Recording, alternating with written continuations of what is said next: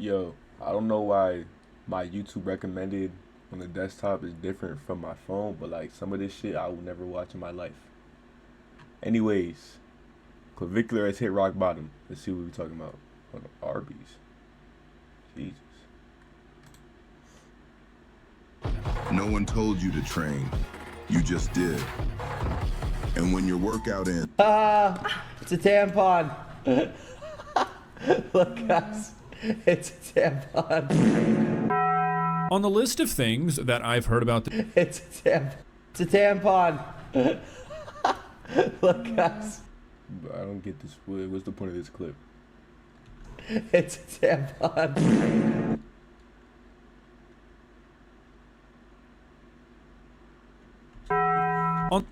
On the list of things that I've heard about this year that have surprised me, what we're talking about today has got to be at the very, very bottom. In fact, I think I'd be far more surprised if we made it through this entire year, if we made it to January 1st, 2027, and I had not made a video on this subject. That would have really thrown me for a loop. There are some things that are just inevitable. Ladies and gentlemen, somehow, some way, Claviclur has once again outdone himself. It is seriously starting to get to the point to where, like, if the stuff he was doing wasn't so bad, it would almost be comical. But unfortunately, everything this guy does is absolutely heinous, so, not a whole lot of room for humor. Recently, Claviclur, aka Braden Peters, Streamer Claviclur faces sex abuse, battery, fraud accusations, loss.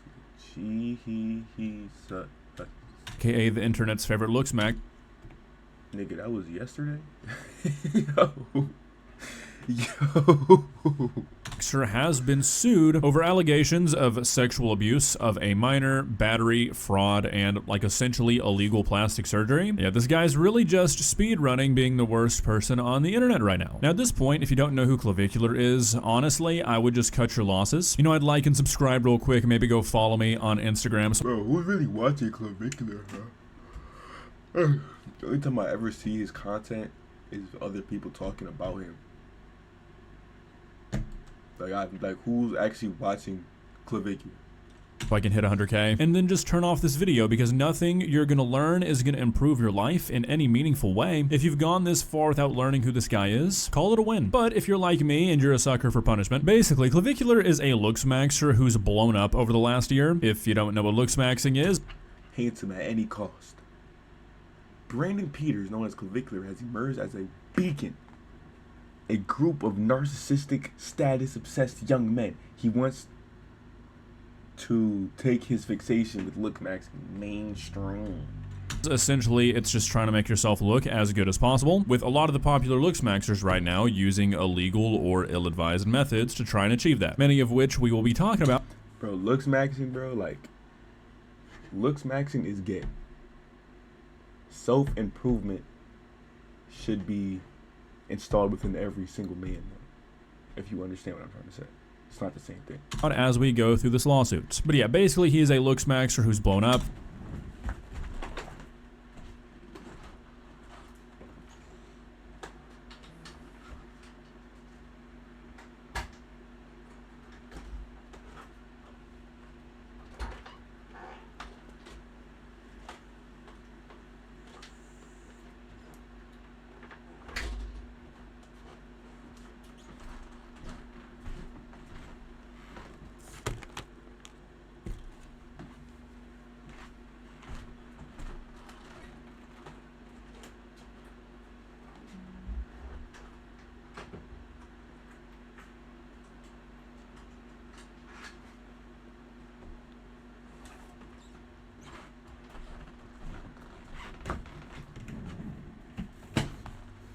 I feel like it's pretty safe to say that he's been one of the most talked about influencers over the last like 6 months or so, and a lot of that is due to the fact that his online career has pretty much just been controversy after controversy after controversy, with this lawsuit being his most recent notch in the belt. Now this lawsuit was filed by a woman named Alexandra Mendoza, who's appeared on quite a few of Claviclur's streams, and like I mentioned, in this lawsuit she's alleging sexual abuse, battery, fraud, and like an improper cheek injection, and it looks really fucking bad. I mean, a lot of these allegations have literal video evidence because Claviclur was live streaming while he was doing the things that are alleged in this lawsuit. And the lawsuit itself is what we're going to be going through today. Instead of having to rely on news articles like normal, I was able to...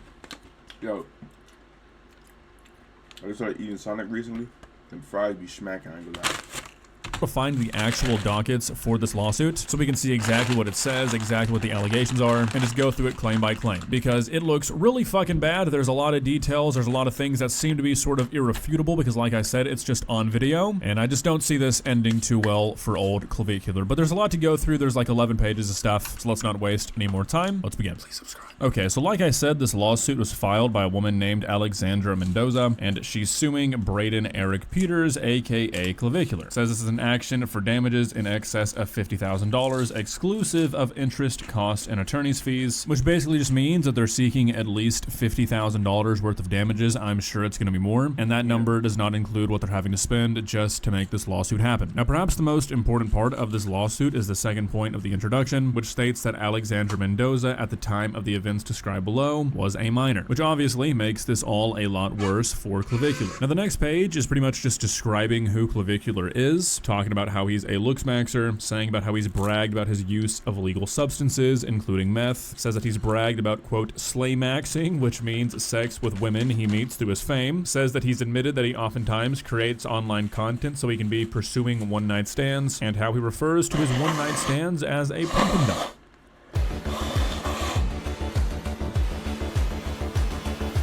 I'm gonna edit all these ads on and shit. Don't even worry about it. Whoa. What's that? I just built a budgeting app in Base 44. Guys, who just built an app? Impossible. I can't code. Interesting. Can it just... What a hero. Now, according to the lawsuit, all this started back in May of 2025 when Mendoza was 16 years old, and she was paid $1,000 by Claviclur to film videos. Apparently, she was told by Claviclur that he wanted her to be the female face for looks maxing, and that he helped her come up with and script videos. Then, after she had made approximately 4 looks maxing videos for him, Claviclur offered to pay for Alexandra an Uber to bring her out to Cape Cod to see him. The Uber took her to Claviclur's parents' home. His mother and his grandmother were apparently at the house, and it says with his mother's full knowledge, excessive amounts of alcohol were being served. And at the time, Claviclur was under the age of 21. It says that Claviclur escorted Mendoza to his bedroom where a computer was set up for live streaming, and inside the bedroom, she was served multiple servings of vodka and became inebriated and visibly intoxicated. Then the lawsuit claims that Claviclur had sex with Mendoza while she was knowingly intoxicated to the point where she was unable to give consent. Also, that morning, while Mendoza was asleep, she woke up with Claviclur penetrating her and having sex with her again without her consent. After this, Claviclur Ubered her back home, and apparently she did not see him again. Yeah, get this nigga out of here, bro.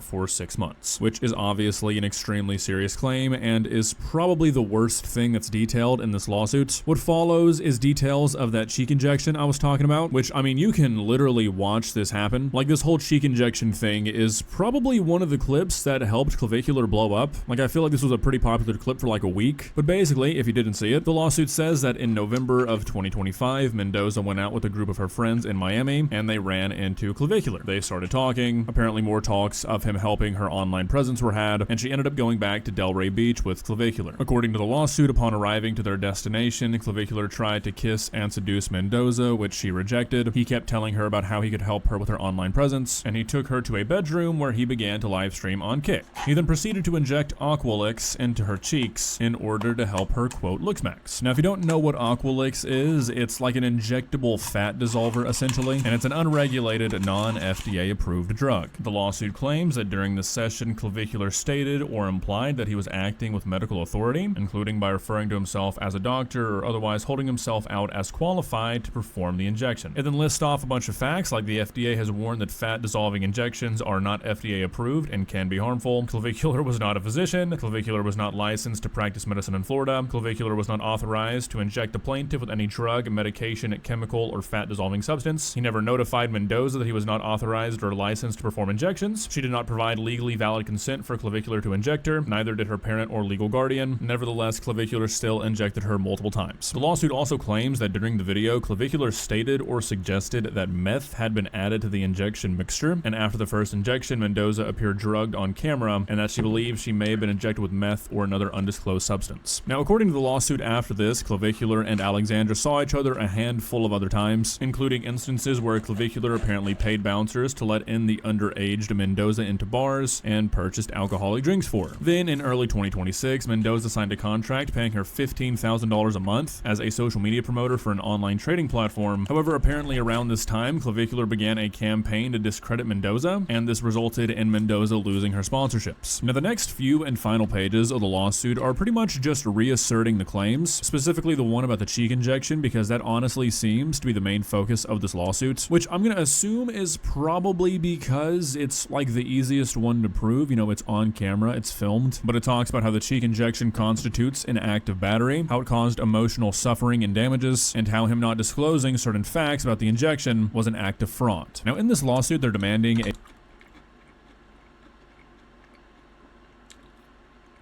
Alright, but you also, yo, I'm not defending this nigga Claviclur at all. I don't fuck with this nigga at all.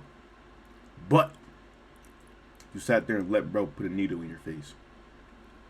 trial by jury, and the amount of damages that they're seeking is whatever the court deems just and proper. So they're not naming a specific number, which all of that is pretty common, very normal. So I mean, I'm pretty curious to see how this all ends up playing out. Like I mentioned, it seems like the Aqualix injection is the main thing that this lawsuit is focusing on, because I mean, the claims of battery, the claims of fraud, the claims of emotional damage, all that seems to hinge on the injection. And while it seems like there's really no denying that the injection happened, because I mean, you can literally just go watch the stream, obviously, we are only hearing one side of the story. Obviously, I don't really like Claviclur all that much. I feel like I've made that much pretty clear, but I feel like I've also made the fact clear that no matter how much I dislike or like a person, I try my best to not let that influence how I perceive allegations from or against that person. Now, that being said, I don't think that this lawsuit is going to end well for Claviclur, but also I don't know if a jury is really going to like fully 100% agree with how the claims of this injection are being laid out. I mean, who knows how it went down in the moment, who knows what went down behind the scenes, but again, like I said, it goes both ways. Yes, there is live stream footage of Claviclur injecting this teenager with an unregulated substance, but there's also footage of this teenager in that same live stream talking about how she wants to get rid of her fat cheeks, talking about the drug by its name, and agreeing to having this done. Now, that does not make this injection okay, and I think that she obviously...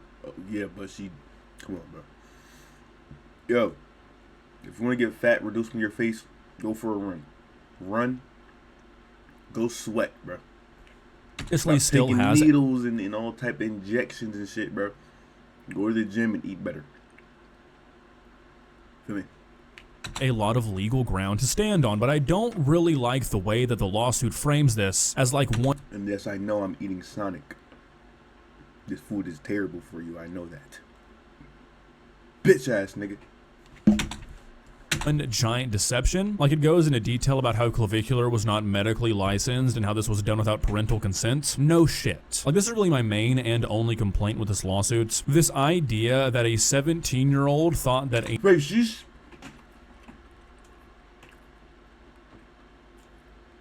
Never mind. Never mind what I said. Never mind. She still let the nigga put the needle in her face, but like, bro, she's 17, gang? What are you doing, bro? A 19-year-old was somehow medically licensed or qualified or cleared in some sort of way to do essentially what is like light plastic surgery on her in a bedroom. I know the nigga's 19. She's 17. That's not crazy. You know what I'm saying?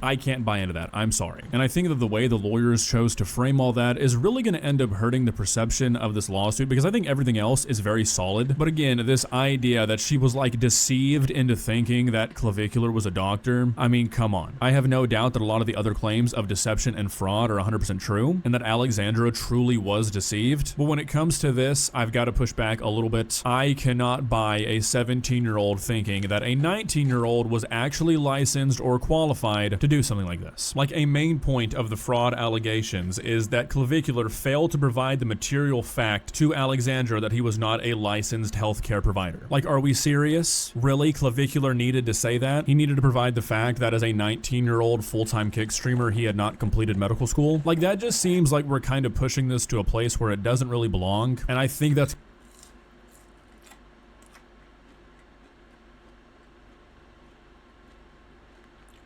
Bro, what? Like, these are the niggas that watch Clips, bro.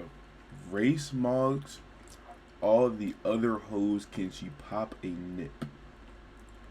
Gang. Just go watch porn, bro, please. Like, clearly you need to rub one out, gang. Please just go watch some porn, bro. Holy fuck, you're watching clavicular kick streams to get off. Gonna hurt the credibility of this case. I think a jury's gonna hear that and they're not gonna like it. Again, none of this makes his conduct legal or responsible or something he should go unpunished for, but I mean, when you get in front of a jury and you say Claviclur committed fraud because he did not tell this woman that he wasn't a doctor, I think you're gonna lose a lot of people. That's all I'm saying. Like I said, I think everything else, all the other claims are pretty damn solid, but that just... Allie loyal as fuck. I like seeing you happy with her. Do calm fool into her losing a great girl. What? Allie loyal as fuck. I like seeing you happy with her. Do calm fool you into losing a great girl. Oh, don't. Did he mean don't let calm fool you? I don't know. Stood out to me as something that was a little weird. I'm curious to hear what your guys' thoughts are. Like I said, I don't see this ending very well for Claviclur, though I'm sure he'll probably just end up settling out of court, and Let's be honest, bro. This nigga got bread. He be with Aiden Ross. He probably got a Jewish lawyer, gang. I really wouldn't be all that surprised if one of his backers just pays it.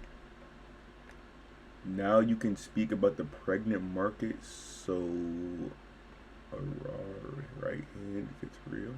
So raise right hand. For him. This guy has so much support right now and so much pull that it's kind of absurd, and what's even worse is that unfortunately everything that's alleged in this lawsuit is shit that his audience is not going to care about. Really, it's stuff that they might even praise him for. So I mean, yeah, it might hurt his pockets temporarily, but even if this lawsuit is successful, I don't think anything meaningful is going to come out of this, which is really fucked up. Well guys, what are your thoughts? Like I said, everything in this lawsuit looks really fucking bad to like a normal person, but unfortunately most of Claviclur's fans are not super normal, so I just don't think that they're really gonna care at all. Like I said, Bro, no regular human being walking around is watching Claviclur.